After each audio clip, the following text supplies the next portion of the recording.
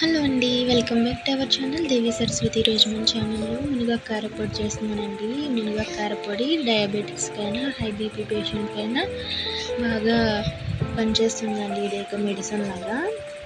First మునగాకుని తీసుకుని అలా కడిగి ఎండలో పెట్టుకొని వాటర్ అంతా పోయాక కొద్దిగా ఎండాక వీటిని తీసుకొచ్చి ఈ ఆకుల్ని ఇలా వేయించుకోవాలండి. మూకుడులో వేసుకొని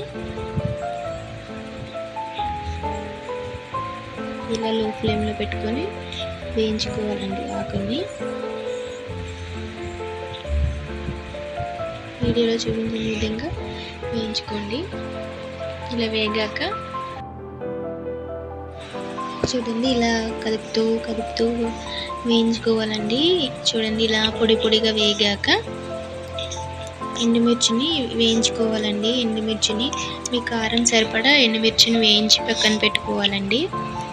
ఎండుమిర్చిలు వేయించిన వాటిలో జీలకర్ర వెల్లుల్లిపాయ వేసి ఒకసారి మిక్సీ పట్టుకున్నాక దీనిలోకి ధనియాలు ఉంటాయి కదండి, ధనియాలను కూడా ఒకసారి కొద్దిగా వేడి చేసుకొని వీటిని మనం మిక్సీ పట్టుకున్న ఎండుమిర్చి పౌడర్లో వేసి చూడండి, ధనియాలను కూడా వేస్తున్నాను. ఎండుమిర్చి పౌడర్ పట్టేసానండి.